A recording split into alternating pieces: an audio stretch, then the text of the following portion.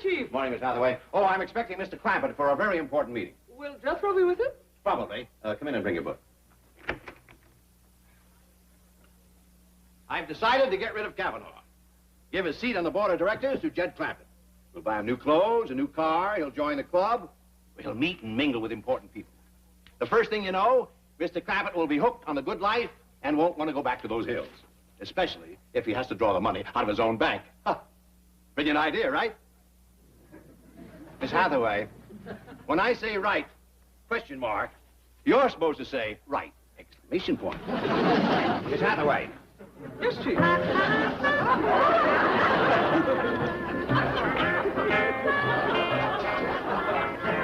What is that? A wig. I got it for Jethro. Do you think he'll like it? Of course not.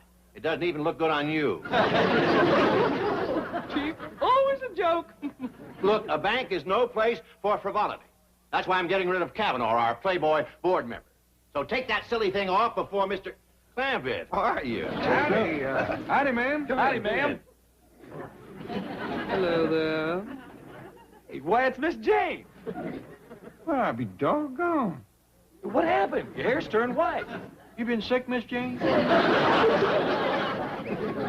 Look, Mr. Clampett and I have business. Why don't you and Jethro wait in your office, Blondie? Hello, Jethro. Sit down, Mr. Clampett. Thank you. Jethro, I have found that the intellectual approach has a limited appeal, romantically speaking, so I have decided to become a glamour girl.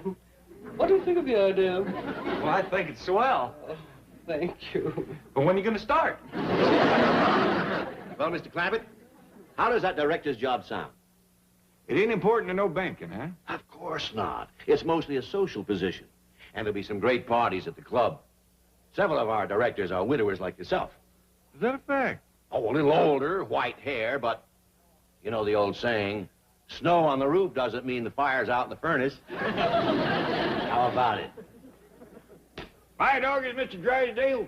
Could be this is just the thing I've been hoping would come along. Wonderful. Sounds made to order for Granny. Well, then it's all set. Granny, you know, she's been lonesome as a polecat in the parlor, and meeting and mingling with a couple of them white-haired widowers is just what she needs. Well, but that's not what See, back home, she had herself some gentlemen callers, and she misses that. Yes. Well, Excuse me, Chief. Your wife is on the phone. She says it's very important. Oh, well, I'll be running along. No, wait. Hello, Margaret. I'm very busy. Can I...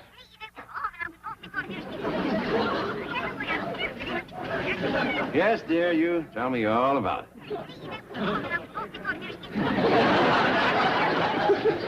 Well, Mr. Drysdale, Jethro and me got to be getting home. You want me to speak to Granny about being a director? No. That is, I mean, not yet. You see, we'll take it under consideration. We'll figure out something. Well, you will hear from me. All right. Bye. Bye.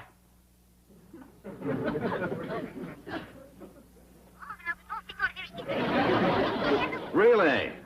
And what did your mother say then?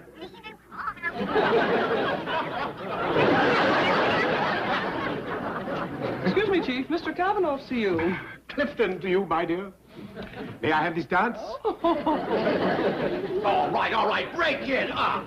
This is a bank, not a nightclub. And you get back to your desk and take that mop off your head. But, Chief, I want to find out if it's true blondes have more fun. Ask one. Kavanaugh, it's antics like this that have cost you... What do you think you're doing? Picking out a date for lunch. Want me to see if she's got a friend for you? Certainly not. I'm a happily married man. Ah, here she is. Where's the rest of the phone?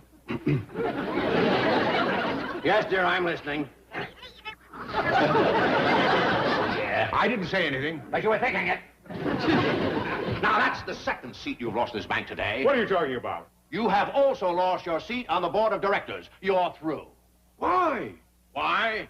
For conduct unbecoming an officer, that's why. They're calling you the Playboy banker. The Wolf of Wilshire Boulevard. Really? Stop grinning. Take stock of yourself, man. There you are, almost 65 years old. What kind of a life do you lead? Out with a different woman every night. Party, champagne, dancing till dawn. Aren't you ashamed? At 65? Are you kidding? Instead of running around with all those young girls, why don't you find some woman close to your own age and settle down? Find real happiness and contentment as I have. Yes, dear, I'm listening. There are plenty of lonely... Granny. What? Listen, Clifton. What if I were to save your bank directorship for you? Well, that would make me very happy, No, but... all you have to do is to make a certain lady happy. She feels lonely and neglected. Now, she's not exactly young, and perhaps you wouldn't find her attractive. No. She's your wife. I wasn't thinking of my wife. Sit down. The woman I have in mind is J.D. Clampett's mother-in-law. I've never met her. Sweetest little woman in the world. Lovely, petite, lots of fun. Granny, there's a city fella coming to call on you. What's he selling? He ain't selling nothing. He just heard about you from Mr. Drydale, and he wanted to meet you. Now, you run on upstairs and get yourself all prettied up. For a city feller? Granny, this one's something special. He's a bank director. Now, run on up and put on a nice dress, huh? He don't like the way I look, he can look someplace else. All right, Granny, you know best. You better believe it.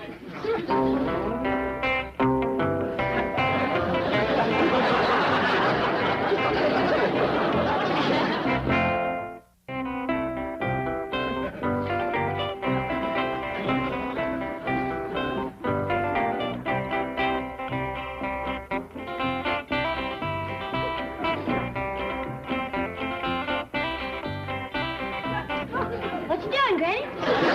I'm dusting. What does it look like I'm doing? Oh, it smells so good.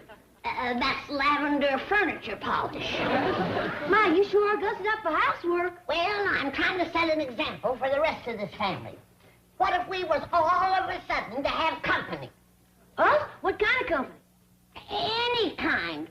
Supposing a bank director was to drop by. A what? Hey, Ellie, Uncle Jed says for us to get cleaned up. There's a bank director coming by. See? What did I tell you?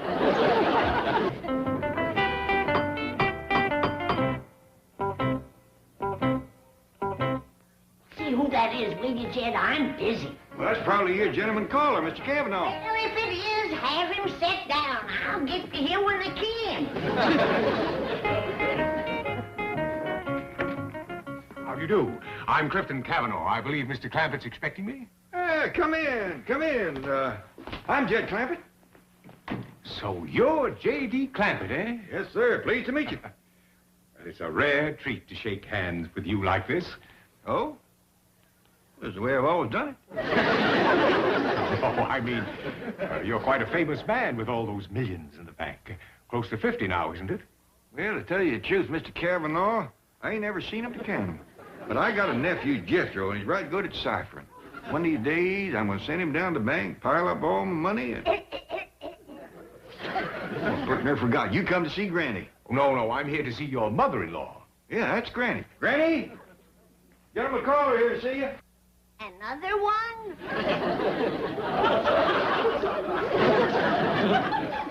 Granny, this here is Mr. Clifton Cavanaugh, and he has been wanting to meet you. Well, you ought to told me he was coming. I'd have got fixed up a little. Yeah, I'm sorry about that. Well, I'm going to leave you two alone. There's a nice warm fire in the parlor. So, you've been wanting to meet me, have you? Yes. And now that I have... Au revoir. Hey, that's the wrong way. The parlor's in here. I dare not trust myself alone with you, you enticing creature. Going somewhere, Cavanaugh? Yes, as a matter of fact, He don't trust himself alone with me. Neither do I. That's why I'm here. There's a nice fire in the parlor, Mr. Cavanaugh. Clifton to you, my dear. Well, that sounds perfectly wonderful, but it's getting late, you see, and I have to dress for dinner. Where are you taking Granny for dinner? Granny? Any place you say, Clifton. There's nothing I'd enjoy more than taking you to dinner. However, unfortunately, I already have a dinner date with my aunt. Dear, sweet, old Aunt Phyllis. She's been looking forward to it for a long time. Then there's no problem. You can take along Mr. Clampett for your aunt. That'll be just dandy. A nice foursome. Yes, it would be. My car, though, only holds 2 people. Then take mine. Very nice of you, Milburn, but I promised Aunt Phyllis a ride in an open car. The dear old girl loves to look at the stars and the bright lights. Then we can take ours. It's as open as they come. Well, then, it's all settled. I'll go speak to Mr. Clampett. Oh, wait. Mr. Clampett might not like Aunt Phyllis. I've seen some of these dear, sweet old aunts you take out for dinner. Mr. Clampett will adore Aunt Phyllis.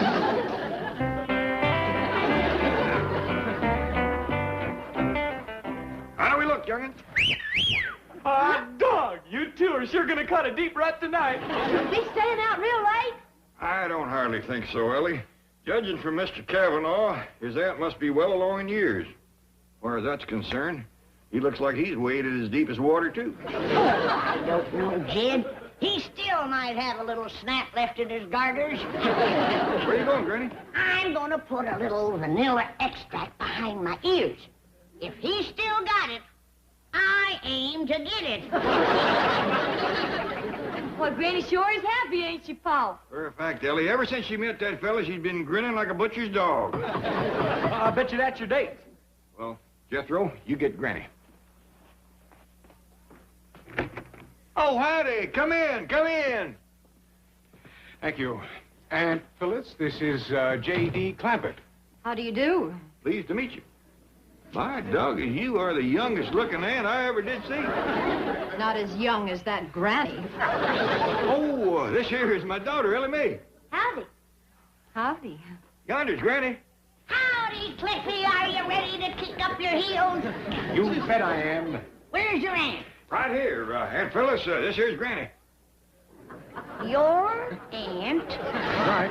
Rather well preserved, isn't she? She sure is. Nice looking jar, too. There's Jethro. I told him to fetch the truck around first. Truck? Good night, Ellie. Get to bed early, will you? I will, Paul. Have fun now. Night. We'll try. Are you serious about taking that old wreck nightclubbing? Yes, I am. And that's no way to talk about your own nephew. Aunt Phyllis?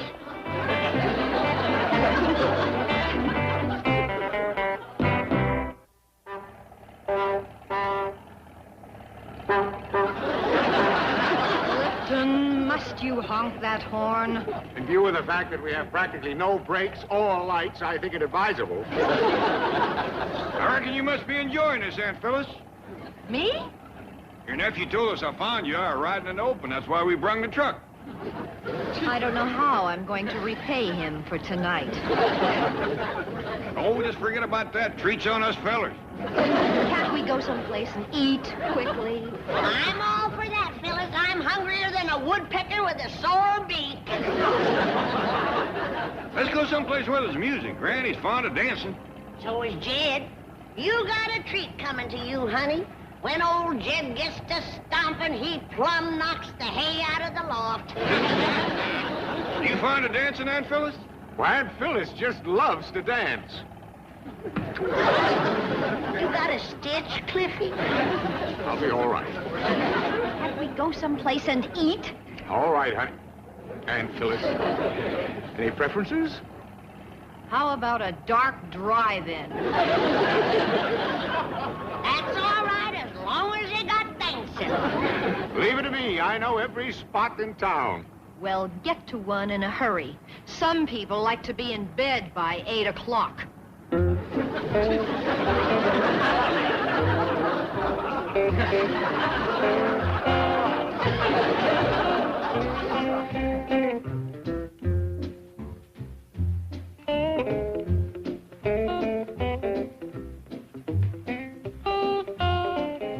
Are you sure you want this table in the corner? Yes. Well, this early I can seat you next to the dance floor if you prefer. This is the table we want. As you wish, madam. There ain't much business. Are you sure the food's good in here? Yes, madam, yes. see no truck drivers. That's always a good sign when the truck drivers eat at a place. Granny, I reckon it's a mite late for truck drivers to be eating. It's getting a bit late for me, too. Can we order, please? Cocktails before dinner? What do you say we have champagne? All right with me, I ain't choicey. Phyllis? Anything. Fine with me. Richelieu 59. Extra dry? I am. Extra dry. Thank you, sir. There's a dance floor. What do you say we work up a little appetite before supper? Well, there's no music yet. Oh, that don't need to stop us. I brought along Jed's harmonica. Please. Oh, you play the harmonica. That's just dandy. You and Jed can take turns. And while you're dancing, I'll play the water glasses. Lippy, what do you do? Well, I have a feeling that tonight I'm going to do a lot of drinking.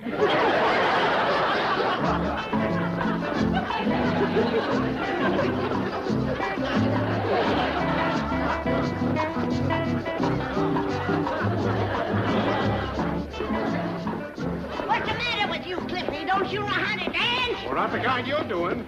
I believe this is supposed to be a bossa nova. Oh, no, this is a Blue Ridge barn burner. I'm afraid I don't know it. Hey, Jed, come on up here and show this city dude how to do the Blue Ridge barn burner. Just a minute, Granny. Feel like dancing yet? And Phyllis don't feel like dancing yet.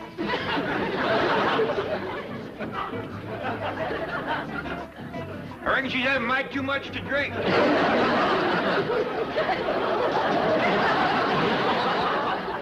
that's it, all right. Anything I can do to help you, Aunt Phyllis? I don't suppose you carry a revolver. You all right, Phyllis? I may never be all right again. It beats me how anybody can get juiced on that soda pop. Ain't got no wallop at all. I've tasted well water that had more. Hey, a little dancing might make you feel better, Aunt Phyllis. No, thank you. Anything you like? Yes, I'd like a few moments alone with my nephew. Well, come on, Granny. Let's show him how to do the Sibley Sidebuster. Now, Phyllis, I know what you're going to say, and you should be ashamed For what? for using such language. I'm crazy about you. Crazy, period. How can that old goat be so important to your bank? Honey, that old goat has almost $50 million in our bank. He's our largest depositor. You see, they struck oil in his place back in those hills, and those millions just keep rolling in. So you see, Phyllis, he's really the backbone of...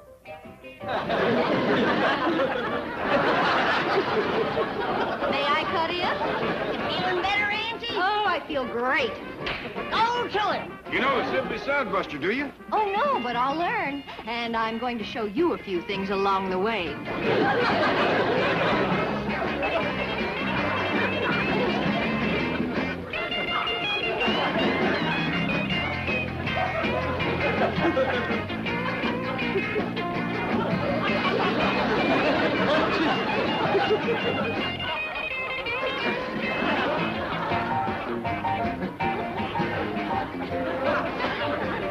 Dog, if that ain't got the Sibley Sidebuster back right off the floor.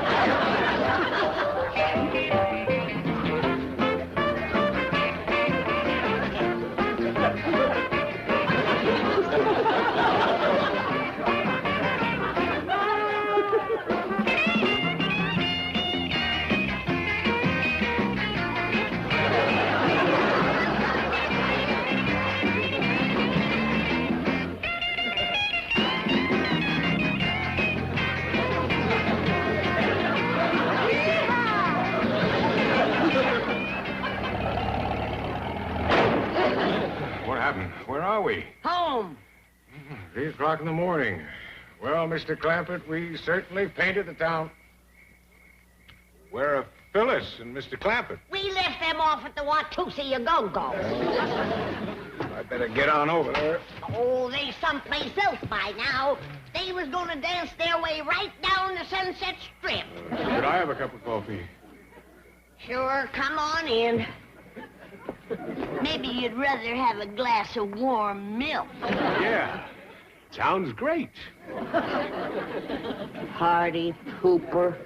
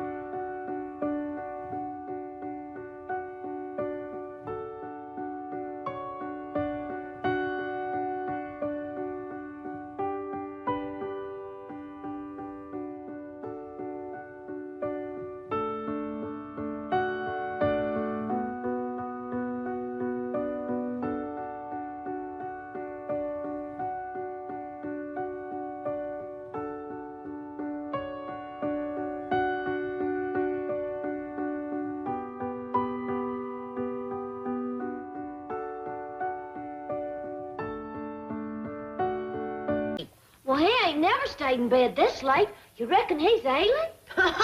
He's ailing, all right. Probably all stove up from dancing with that city woman all night. Was you two out all night? Oh, not me. I come home at a decent hour. But your pa was like a colt in a clover patch, kicking up his heels all over that dance floor, cavorting from one nightclub to another.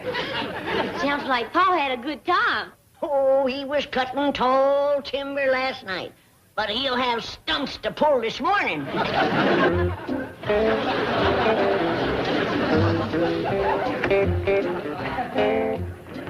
Good morning, Uncle Jed. How you feeling? Just dandy. Well, Granny said she bet you'd be stove up like a rusty pump. Not me.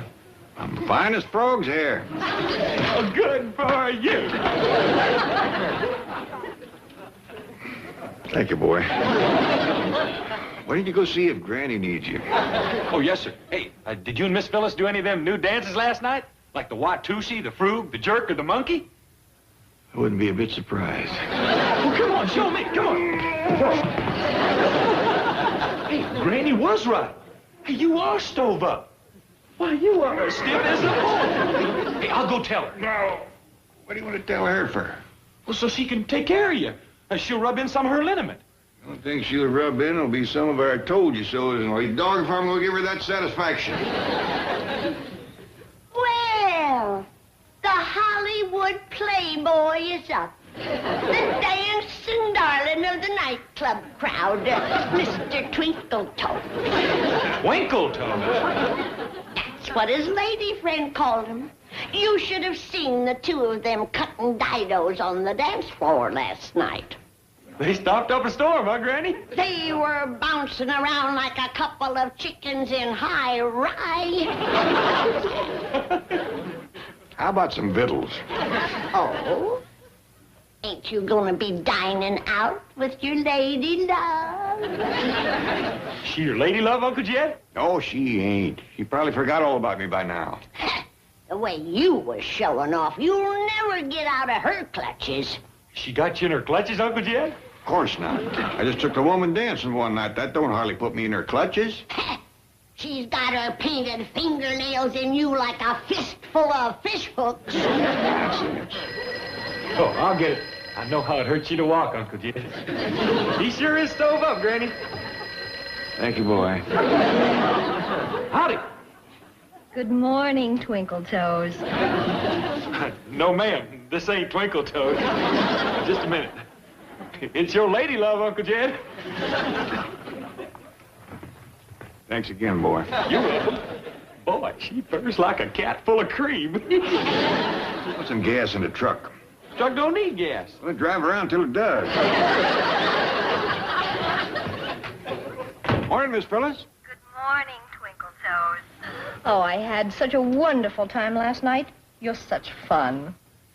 Well, Thank you, ma'am. You're a heap of fun yourself. Sure is a pretty day, ain't it? It's a beautiful day. What do you say we go out to the racetrack? Well, to tell you the truth, I don't feel too much like doing any fast running this morning. Oh, you say the cutest things. Now, we'll watch the horses run. Oh, the horse races. Well, is there a county fair on? Well, sort of. How about it? Can I drop by and pick you up? Well, thank you very much, Miss Phyllis, but I kind of thought I'd just sort of take it easy today. That's right. Now, you get into bed with a hot water bottle, and I'll fetch some liniment for your poor, tired, aching bones. Next time, maybe you'll listen to me and act your age. Miss Phyllis, I'd be a right pleasure to go to the horse races with you today. Wonderful. I'll be there in 45 minutes. Bye.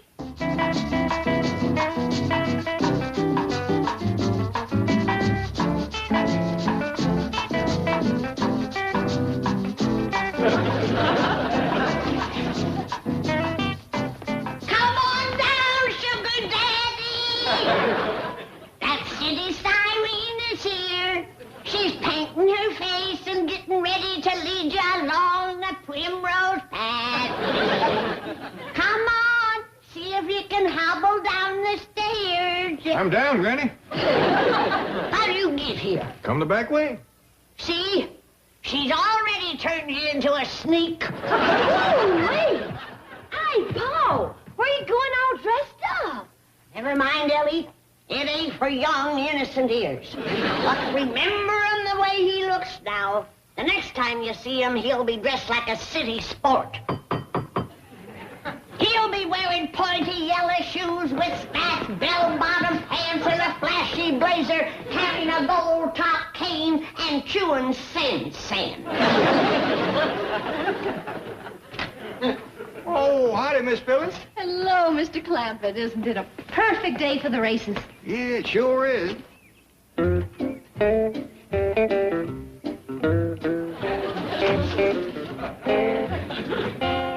Oh, say, Miss Phyllis, before we get to them races, could we stop and get me some sporty city clothes? That's a wonderful idea. Well, good. I'd like some of them pointy yellow shoes and some spats and some bell-bottom pants and one of them flashy blazers. Well, if we can't find those, I have some other suggestions. Hop in. Yes, ma'am. Got a little in it. Oh, there's plenty of room once you get in. Yeah, well,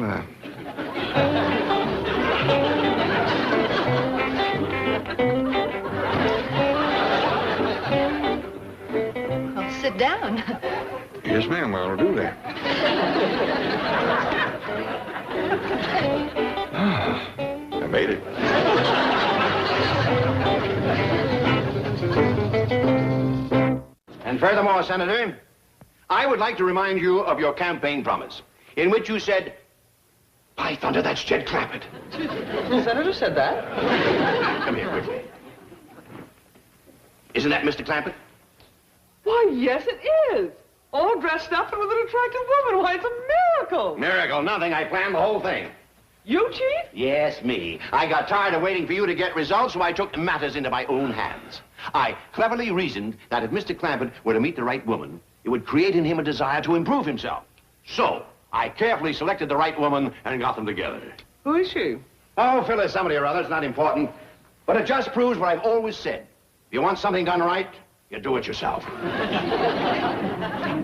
In all fairness, Chief, I have often suggested this very plan. Oh, baloney, this is my plan. Well, howdy, Mr. Drysdale, Miss Jane. By George, Mr. Clampett, you look wonderful. And you too, Miss, Butterfield. Oh, yes, of course, I should know that. I'm responsible for you two having that date last night. Well, I want to thank you for that. Oh, me too, Mr. Drysdale. Milburn. My pleasure, dear lady. Did you have a good time?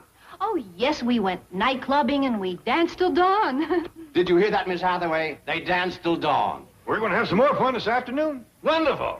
Yes, I'm taking Mr. Clampett to the racetrack. Oh, marvelous. Did you hear that, Miss Hathaway? They're going to the racetrack. And we'd like a nice big sack full of money to take along. Did you hear that, Miss Hathaway? They'd like a nice big... What did you say? A sack full of money. Make it big bills, please. They're easier to carry. They'd like a sack full of big... I heard it. All right, let's go down to the cashier and get it. Oh, thank you. You and your stupid plan. All right, Debbie, you and George. You stay there. Now you got to drive. Herman, you stay there. Okay. What are you doing with all them varmints in the truck? Well, Granny, as long as we was going out to the fairgrounds, I figured my critters might win some blow ribbons. We is going to the fairgrounds to find your paw and to fetch him back home before it's too late. We ain't got no time for livestock. Yes, Granny.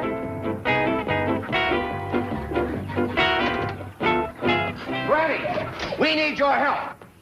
I ain't got time for you, Mr. Drysdale. Jed is mixed up with a high-stepping city woman. Oh, no, it's worse than that. We've been doing some investigating. He's mixed up with a notorious gold digger. A scheming adventuress. A money-hungry chorus girl.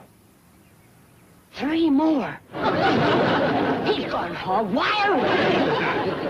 Hurry, young'uns. We got to get to the fairgrounds and save Jed. He's done started himself a harem. There's only one woman, but she's more than a match for Mr. Clampett. And they're not at the fairgrounds. They have gone to the racetrack. With a whole sack full of my money. I mean Mr. Clampett's money. From what we found out about Phyllis, it will not last long. Yeah, she loves to bet on the horses. You mean she's a gambling woman? That is putting it mildly. She'll go through my money, I mean Mr. Clampett's money, like a hot knife through butter. Let's go! We'll take my car. Yeah. Hold on, young'uns. You ain't going no place where there's horse betting and chorus girls. Well, I like horses. And I like chorus girls. You stay here and keep a light burning in the window. If we don't find Jed, he'll come dragging home tonight, flat busted, without a friend to his name. Like all gamblers and playboys.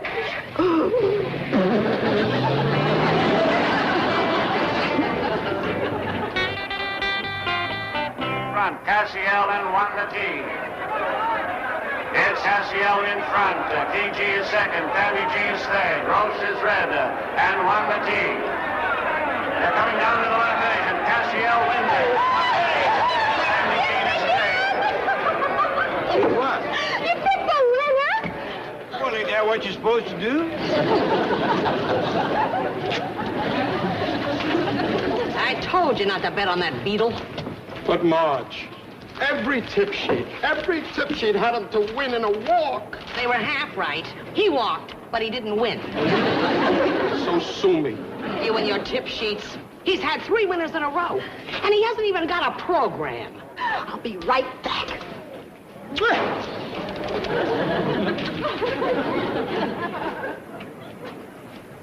Hey, mister, how do you do it? Oh, well, that ain't what it looks like. She's just happy because I told her which horse is going to win. That's what I mean. How do you pick those winners? Well, it's easy. I just pick out the horse that looks like he can outrun others. I knew he wouldn't tell me anything. He's probably got friends. I wish I was one of them. Hey, mister, how much have you won? Well, nothing, ma'am. Nothing. You've had the winner every race. Yes, ma'am, but I don't bet. Why not? Well, don't need the money, and knowing who's going to win kind of takes the fun out of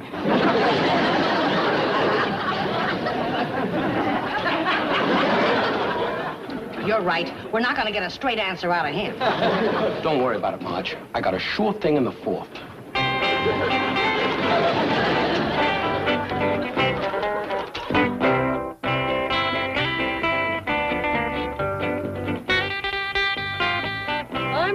Chief, there just are no parking places. There must be over 50,000 people here. Oh, that's all right. This is close to Kavanaugh's box. That's where they're sitting. Is all these folks here to bet on the horse races? That's about the size of it, Granny. Now, look, we'll wait here. It's probably better if you tackle Mr. Clampett alone. You're right. He might resent our interfering in a matter so personal. Here's the location of Kavanaugh's box. Just show it to any usher. Good luck, Granny. Don't worry. I'll give that gambling woman what for, and it won't hurt the rest of them folks to hear what I got to say, neither. Will you be able to find us in all these cars? When I get done talking on the evils of gambling, there won't be all of these cards. I might just empty that place out. There they go. Sugar Dandy is going to the front. Blue Jeans is second. Molly Fair is third. Dixie Cup, Pan Dancer, and Busy Bee. Passing the stand the first time. Sugar Dandy in front. 3/4 of a length. Molly Fair is second, a half length. Paul's Molly is third by a head. Blue Jeans is fourth and Sit down, Fred. I told you I was sure thing in this race. Look at Sugar Dandy. They'll never catch him. In front. By a length and 1/2. Paul's Molly is second. A half length. Molly Fair is third. What do you think of Sugar Dandy? Fine horse, ma'am. Right fast runner. I might narrow on the chest to keep it up for a mile. Busy Bee's gonna win. Fred. What? Busy Bee's gonna win. Are you out of your mind? He's 40 to 1. Back. Here comes Busy Bee on the outside. Miss Sugar Dandy in front. Busy Bee is there. Busy Bee is now second. And Busy Bee moving to the front and pulling away. It's Busy Bee in front. By 2 lengths. Sugar Dandy. Paul's Molly.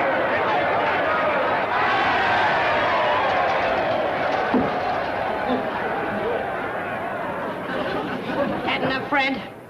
I'll get even on this next race. You got another sure winner, have you? Don't bug me, Marge. Just give me some money. What for? You want to buy some more tip sheets? You're bugging me, Marge. Do you want to go home or fight here? You're getting me mad, Marge. Let's face it, you can't pick a winner. I should have known that on my wedding day. Oh, yeah? Yeah, Why couldn't I have married somebody like him? because you don't look like her. Oh, yeah? Yeah! Maybe we ought to get out of here before we cause any more trouble. You don't want to go home this early, do you? Well, we don't have to go home. We could do some more shopping. For you this time. Let's go.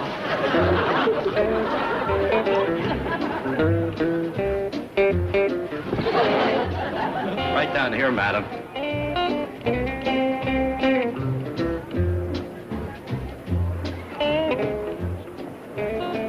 Well, here you are. Where's Jed and that chorus girl? Well, I don't know, madam. Perhaps they stepped out for refreshments. Why don't you sit down here and wait?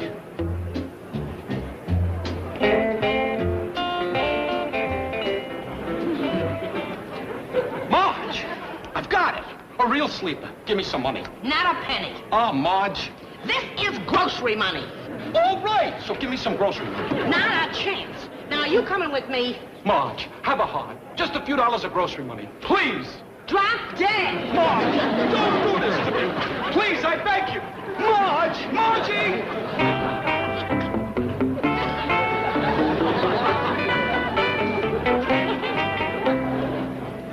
Sonny, wouldn't she give you no grocery money? Not a cent. And $5 could get me well. Are you sick? I've been sick since the first race. Wait. That's no time to do without victuals. Here. Bless you. I'll split everything I get with you. Oh, I'm not hungry. You don't have to. There they go. It's Hazy Mountain in front. Lake Louise is second. Marty Gill is third. And Lisa Lisa. It's Hazy Mountain. Pumpkinhead and Lisa Lisa.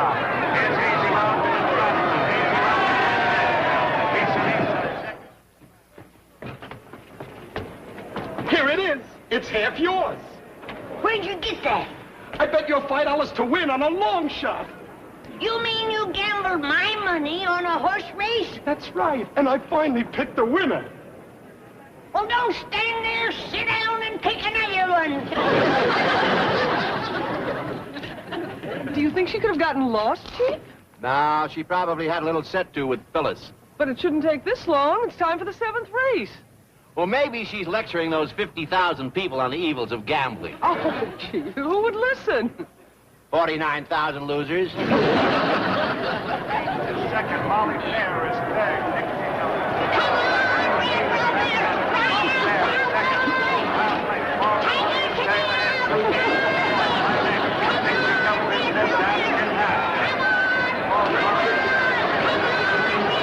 Molly Fair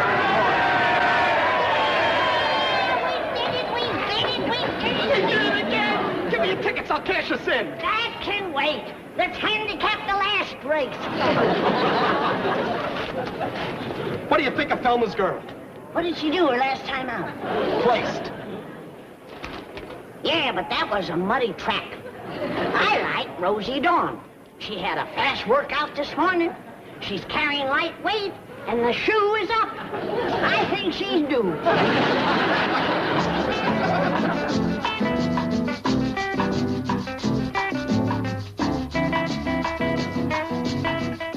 Hey, Uncle Jed. I bet you didn't know I was such a good dancer. No, I sure didn't, Jethro. Your granny home yet? No, sir. My, you look handsome. Oh, where shall we go for dinner tonight? Well, let's not go anyplace just yet. It's still early. Why don't you and Jethro dance some more? Hot dog. Come on, show me some more of them steps. Paul, come here. I want to talk to you. Paul, if you don't leave before Granny gets home, you're going to catch the Dickens. I know, Ellie. Well, she says Miss Phyllis is a gold-digging chorus girl just after you for your money. I know that, too. Well, why don't you go?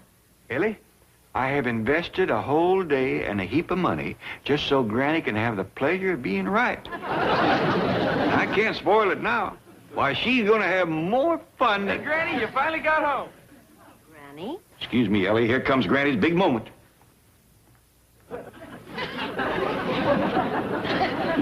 Evening, Granny. Miss Phyllis and me is going out to supper and then dancing.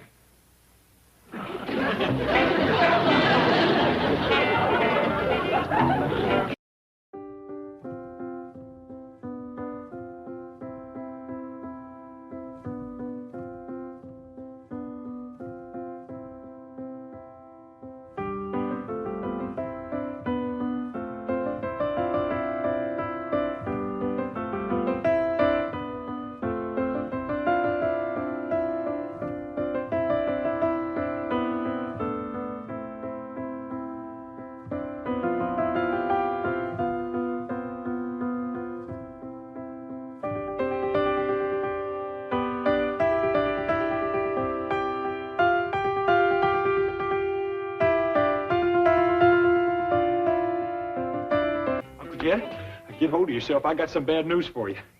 Well, what is it, boy? I hope this ain't going to break your heart, but I just got to say it. Well, come on, get it over with. Uncle Jed, I decided I ain't going to be a brain surgeon. I can bear up under that. After all, we still got Granny. Maybe one doctor in the family's enough. I'm sure glad you're taking it so good. What made you change your mind? Seen another one of them double-knot spy movies.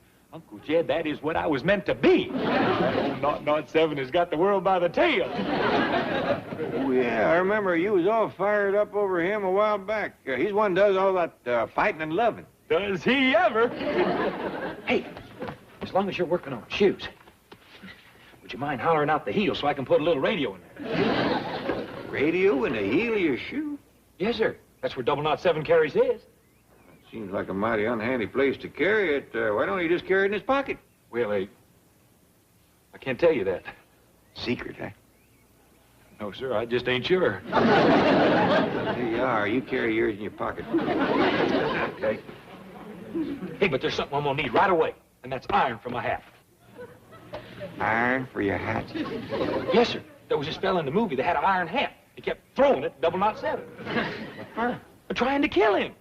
Why didn't you just shoot him? Can't tell you that neither. If anybody goes to skimming iron hats at me, he's going to get one skimmed right back at him. Hey, watch where you're throwing your hat, Jethro. You just be glad it wasn't iron. You can swim with me?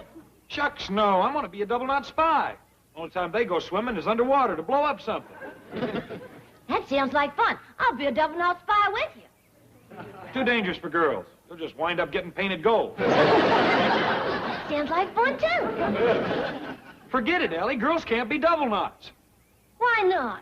I don't know why not. Heck, fire, I ain't hardly one myself yet. Well, I can do anything you can do. You can't be a double knot. I can, too. Can't neither. Can't. Now, Jethro, you let your cousin Ellie play double-note spy with you. Uncle Jed, being a double knot spy ain't play.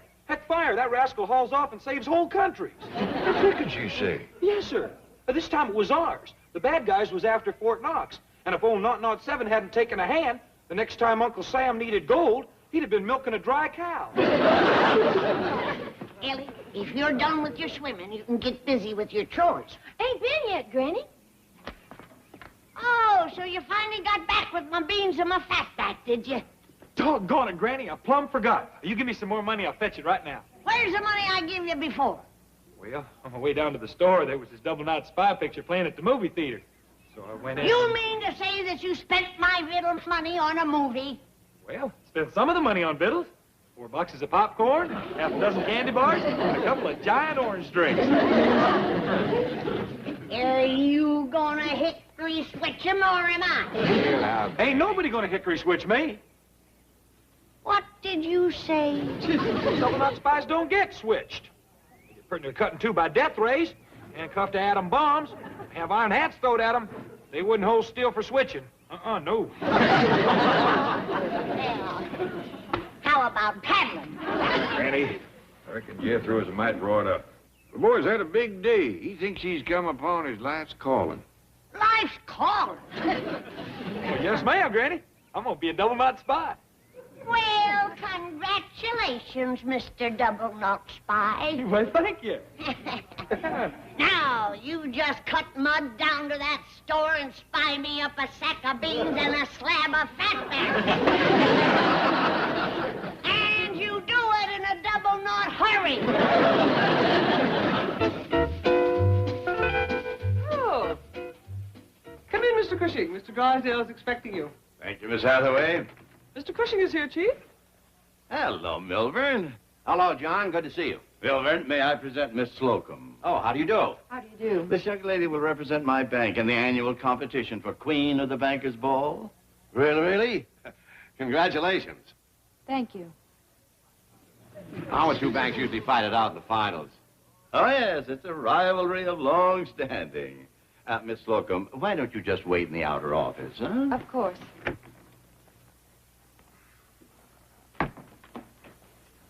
Our usual wager, Milburn? What do you say we double it this year? Ah, you're a hard man. Oh, what are you talking about? You've won the last 2 years. Well, all right. It's a bet. Now tell me, who is your contestant going to be?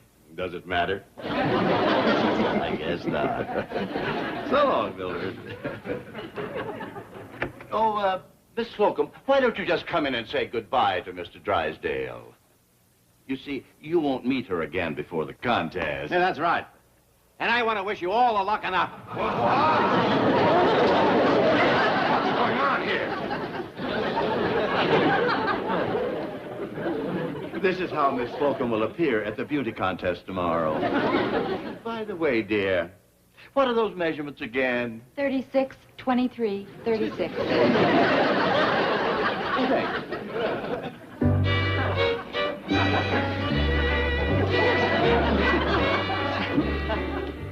Close your mouth, Milburn. Where'd you find her, the folie bergère? Milburn, you know the rules. She works in my bank. In a pig's eye? No, in new accounts. You won't get away with this, Cushing. Now, Milburn, you've always been such a good loser. You're not going to change now.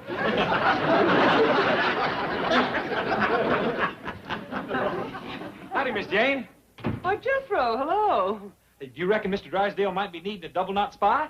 What? I mean, like, is anybody fixing to rob his bank or something? You tricked me, Cushing. I'm afraid our host is losing his charm and affability. Come along, 36, 23, 36. Did you hear that? Mr. Drysdale, are they a couple of secret agents? A couple of crooks is what they are. Gee, Well, I bet if you followed them, you'd find that she doesn't work in his bank at all. hot dog, that sounds like a job for a double knot. Number one. A double knot spy. I'll shadow him. Hey, wait for me. I'm going to shadow you.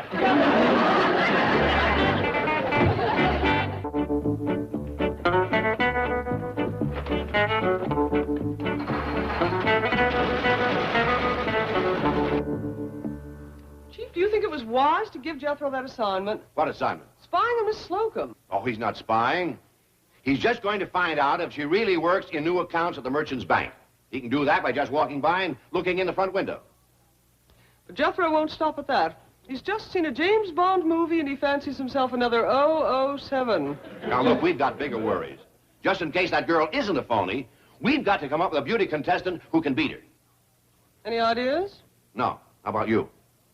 Well, I'll do my best. Perhaps my glamour wig and a bikini.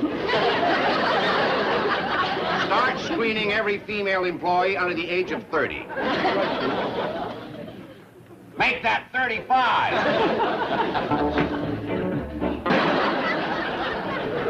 Yeah, you finally got back home with my beans and my fat back, did you? Doggone it, Granny, I forgot again. You what? Well, gee whiz, Granny. It's just because I've been so busy trying to find my double knot supplies. I've been all over town. I can't find one single spice store. Well, there's plenty of little stores. Now you get to one.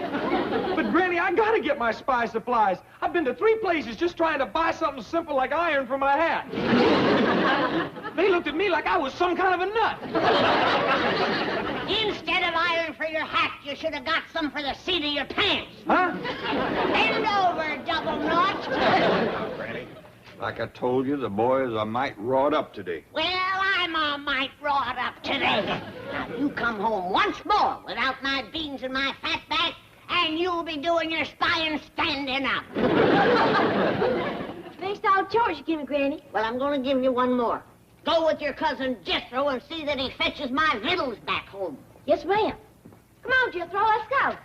You can't go with me, Ellie. I got spying to do. Well, I can spy just as good as you. You can't neither. Can too. Can. Can. Can. Can. Can. Now, Jethro, you let Ellie go with you like Granny said. Gee whiz, Uncle Jed, I can't get no first-class spying done with her along.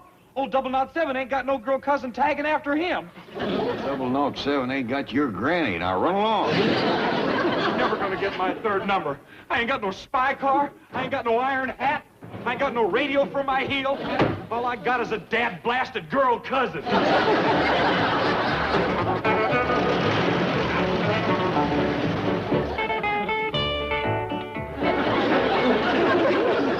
right, girls, now turn.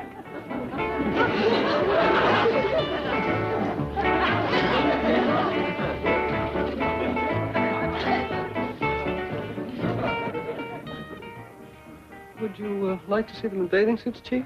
Are you kidding? Get them out of here. All right, girls, now back to your desks. Thank you, one and all. Mr. Drysdale appreciates your loyalty and cooperation. Don't call us, we will call you.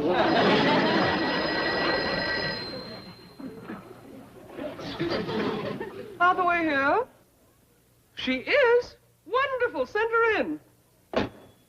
Janet Trigo is here. Oh, great. Now we've got a chance.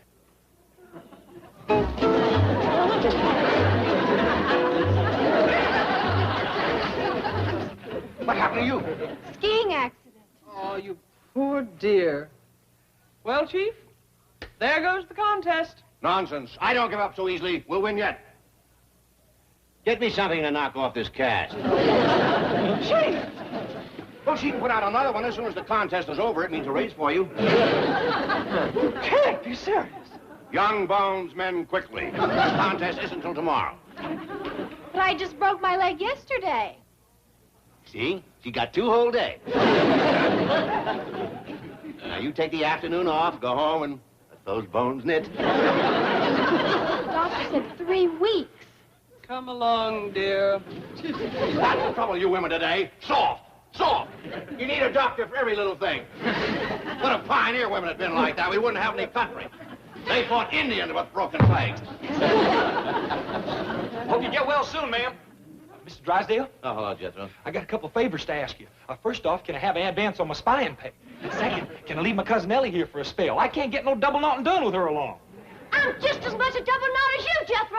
You ain't neither. Girls can't be double knots. Can too. Can't. Can. Please, Mr. Drysdale, keep her here. Ellie, I do need your help. You can take Miss Trigo's place and win... do her job. Well, is it important secret stuff like Jethro's doing? Oh, it's very important and very secret. Well, then I'll stay. Hot dog. Now, can I have my advance? You want? Money to fix up my spy car and stuff. Oh, yeah, good. Thank you. Look out, Miss Jane. I'm on my fighting, loving, hat-skimming, bank-saving way. Shouldn't we stop Jethro? Never mind him. Now, I want you to get a bathing suit for our beautiful new employee here. Why, Ellie Mae? That's right. She's going to fill in for the injured Miss Trigo. Chief, you are just thinking of that beauty contest tomorrow. I am thinking of that poor pain-racked girl. You expect her to sit at her desk with a broken leg? Have you no pity, no compassion? But just a moment ago... No arguments! Miss Trigo has been through a terrible ordeal. She faces weeks of suffering while those shattered bones knit. She must have time to convalesce. All right, Chief? Tell her she's got tomorrow off.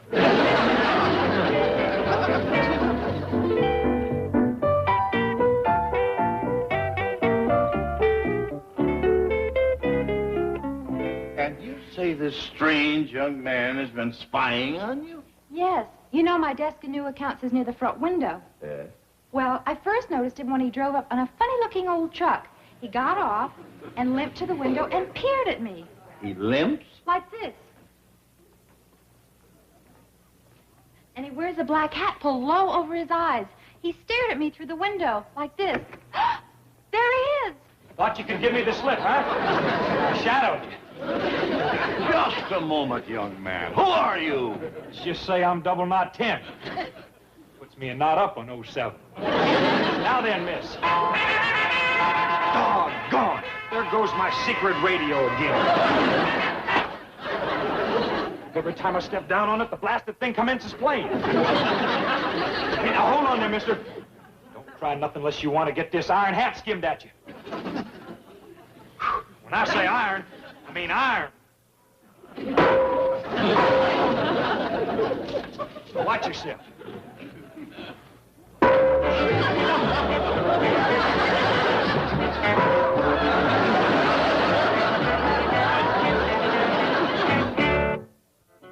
I remember this kid. He was in Drysdale's office at the Commerce Bank.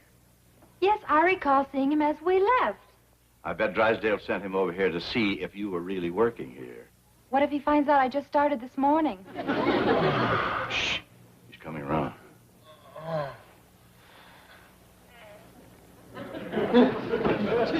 What happened? Did you shoot me with a tranquilizer gun? Or spray me with nerve gas or something? It was an iron hat that knocked you out. Doggone, you got in the first lick. That don't stop a smart double knot like me.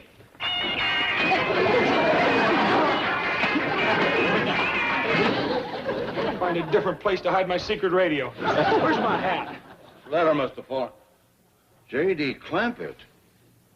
That's Drysdale's star depositor. What is your connection with him? Well, he's my... Oh, no.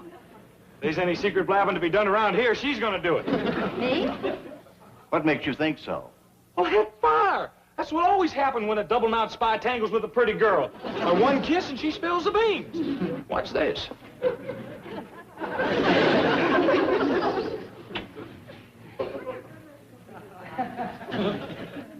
J.D. Clampett is my uncle. He got pretty near $50 million in Mr. Drysdale's bank. My cousin Ellie Mae commenced working there today. Well, that's very interesting. What else can you tell us? You keep kissing, I'll think of something.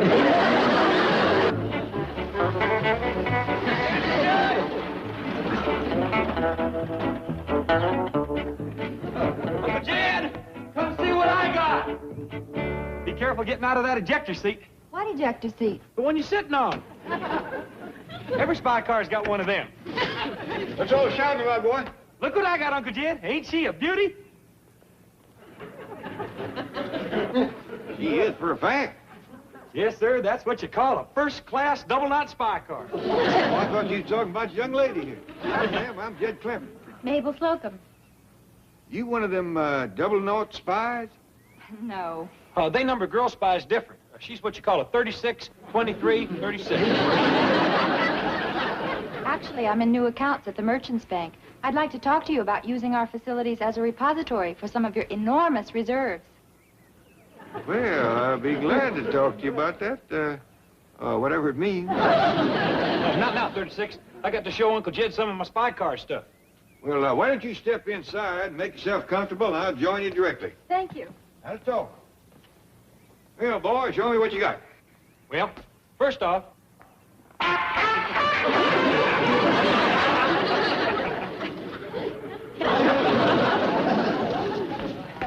This here is my smoke screen maker. This here's my oil slick spreader. Come look at this. Suppose they some rascals chasing me. And they goes to shooting at me. Then I give them this.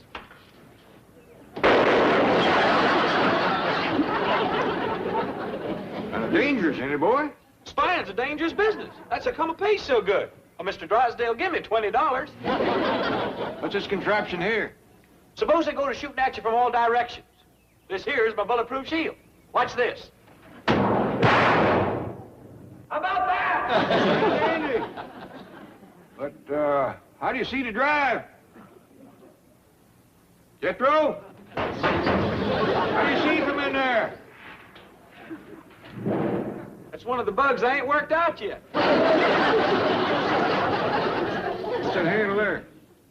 Oh, that there releases the ejector seat. What's an ejector seat? Well, suppose somebody's riding with you that you want to get shut up. You just yank on that rascal, next thing you know, he's 50 feet in the air. Well, you finally got back home with my beans and my fatback, did you? Well, I hope you got plenty. I see you fetch company home for supper. I'll go right now, Granny. You mean you forgot again? I've been so busy getting kissed and rigging all this special stuff on my spy car that I... Where's Ellie Mae? Did you forget her, too? I'll fetch her home with the beans and fatback. I'm going with you this time. You can't be trusted. Okay, Granny, but be careful. Come on. I'll hang on to this handle.